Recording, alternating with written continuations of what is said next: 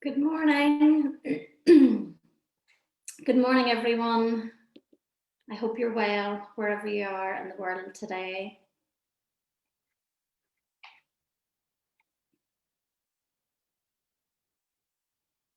So if you can hear me okay, just give me a little thumbs up or a wee heart emoji. And if you can see me okay. I'm just waiting a few more people just coming on. That's it now. Perfect.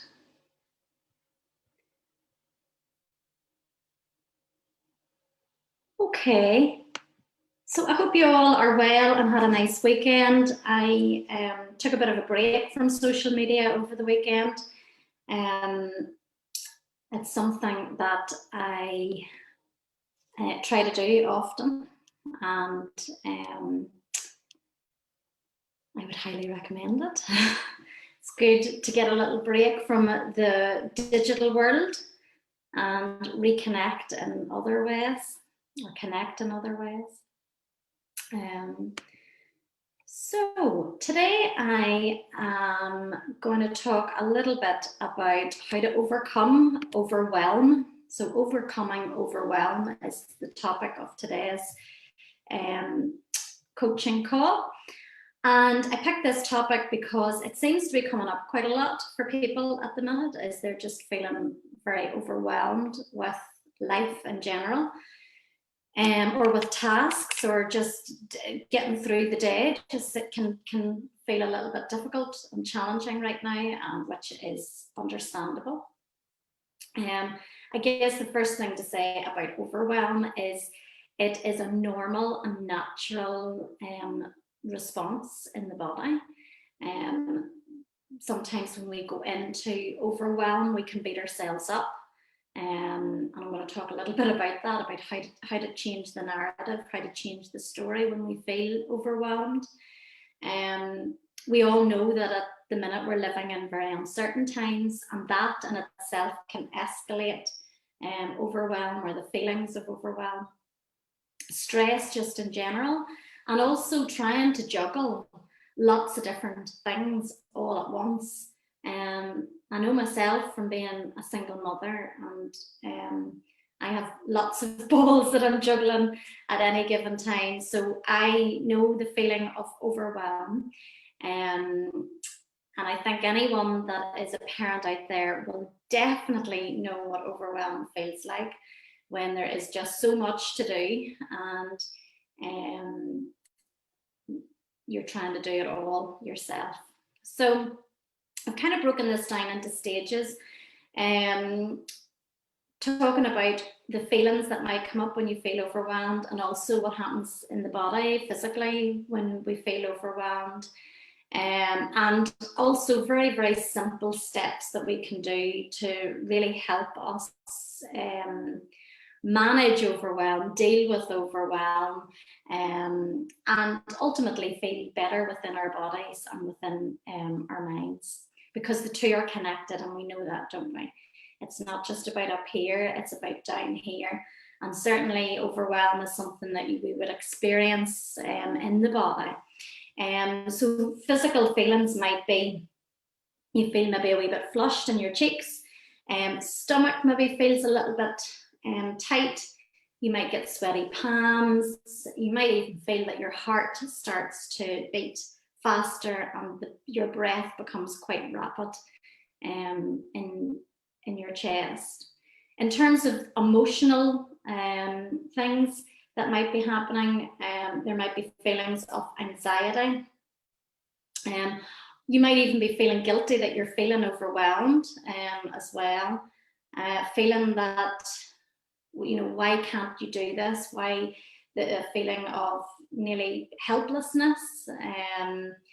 You might go into overthinking, doubt yourself as well, be very self-critical, and perhaps feel like you're a failure because whatever it is you're trying to do, you can't do. You also might be feeling quite angry as well, and all of those are normal and natural responses when the body goes into overwhelm. It can feel exhausting for our body, because I always describe it as if one foot's on the accelerator and one foot's on the brake. That's quite exhausting for our system. And actually, if you link back to the very first video that I did, I named it Embodied Motivation, because what I was finding during lockdown was, with my groups, there seemed to be a collective increase in demotivation. So a lot of people were feeling really demotivated and tired and what have you. And overwhelm is a little bit similar to that. That's how it can feel within the body as well. So there's certain things that we can do to help us shift out of that feeling, if you like. One thing for me is I feel overwhelmed if I have too many things to do and I don't really know where to start. And sometimes if I have too many things to do and I don't know where to start, I just don't get started. Does that make sense? So what happens is the task just doesn't get done, because it seems too much, it seems too big, and I don't even know where to start. So overwhelm can actually cause procrastination, because we don't really know where to start, because it just seems far too big. So if we're looking at like tasks, for example, this is where I'm going to start. So if we're looking at tasks and things like to-dos, for me, I find a really good exercise. It's an NLP exercise, so it is cognitive, but I find it really good. It's called chunking. It's called chunking down. So if you have a task to do, I'll give you an example. My website. So my website needed updating a while ago, and I find it really overwhelming. I kind of knew in my head what I wanted it to look like, but I just didn't know where to start. It was just too big a job for me to comprehend. So chunking down is where you've got the big picture of what you actually want to do, and you actually chunk it down into tiny, manageable steps. And you can categorize it as well. I find that really, really useful, because it gets it out of my head onto paper, and it gives me then small, tiny, manageable things that I can do every day that doesn't seem too big, because that's the problem with overwhelm. It's when things just seem too stressful, too much. So even, I'm talking about my website, but for you, it might be even just things that we need to do every day, around our house. It could be work things, it could be domestic things. So writing it down is key, really. And there's been lots of research into the power of writing things down, but also, not doing too big a task either, that they're wee tiny bite-sized things that you can actually do every day. And there's a great satisfaction in actually ticking those things off, and that actually releases dopamine, and then that gives us the motivation to actually follow through and keep going, keep the momentum going. Also, with the emotions that can come and the feelings that can come with overwhelm, I'm a big advocate of journaling, so writing things down to help process how you're feeling can really help. Also, this might seem like a really obvious one, but just step away, just take a break from whatever you're doing. If it's triggering you, if it's causing overwhelm, if it's causing stress, take a break.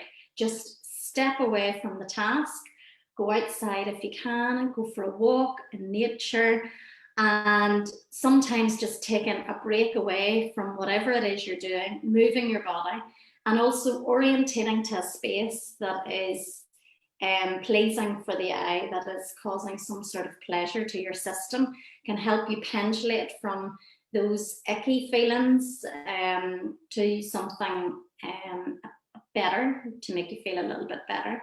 And sometimes that can shift us out of the overwhelm. as well. Breathing, again, a really obvious one, but just take a few deep breaths in through your nose and out through your nose can really help soothe and regulate our system. And also just checking in with yourself what story is going on in your mind, along with the sensation and feeling in your body. Because when we feel overwhelmed, a story or the narrative that tends to play out is words and imagery like, I can't do this, this is too much. And then we can go into the self-critical story of, this always happens to me, I can't, I won't, I always fail, that kind of narrative. So just noticing if that does come up for you, noticing that narrative, noticing those words, having some awareness about them, and then changing the narrative, changing the story that you're telling yourself that it's, we're under uncertain times, so we might go into overwhelm a little bit more than what we usually would, but that is normal and that is natural. And sometimes just telling ourselves that that's normal and natural can bring some ease to our system, and again can help us kind of shift out of that. I also find talking to a friend really useful, talking it out to someone else that can hold a mirror up and can perhaps shine a different story or a different narrative. But also moving away from I can't to I can. So focusing on the things that actually you can do and you can do really well, and focusing on those things. Again, that can really help ease the feeling of overwhelm and get us shifted into a different emotional state. And also, I think with overwhelm, we tend to focus on big things, doing big things, achieving big things. But actually, it's so important that we celebrate the small wins, the tiny things that we do every single day that create a human experience. It doesn't have to be wowie, really big things. It can be tiny things, making a nice meal, going for a nice walk, having a bath, phoning a friend. So celebrating the tiny things, the small wins that might seem insignificant, but if we do these tiny wee self-care things every single day, then they actually make a big difference to our overall well-being and happiness, if that makes sense. So let me see, I hope that makes sense. Who have we got? Oh, hi Sarah, good morning. Good morning, Marion. Hi, how are you? Hi, Kim. Hi, thanks for connecting. So I hope that was of help to you this morning. I'm certainly noticing overwhelm. It's coming up a lot in my groups at the minute. So you're not alone. And I think sometimes when we feel overwhelmed with whether it's life in general or a particular task or work, it can feel a little isolating. It can feel like we're on our own. We're the only ones experiencing this. And I can assure you, you're not on your own. It's really, really common, and more so common now. But as I say, those tiny little things that we can do can really help us. So just to recap, write things down and chunk it down into small, manageable, tiny, wee bite-sized things that you can do every day. Step away from, walk out of the house if you have to, step away from the task if it feels too much, if it's too stressful. Orientate to something pleasurable, something nice that will take you away from whatever feeling is going on in the body. So that might be, you might look at something nice, spend some time in nature, bring in your senses, what you can see, what you can hear. And also change the narrative. So without judgment, just noticing where your mind goes to and what story you tell yourself when you are feeling overwhelmed. And if you can, try and change that story from I can't to I can, and celebrate the small wins. So, thank you for joining in today. And I hope you have a great week. The weeks are flying by, and I will see you all next week. Take care.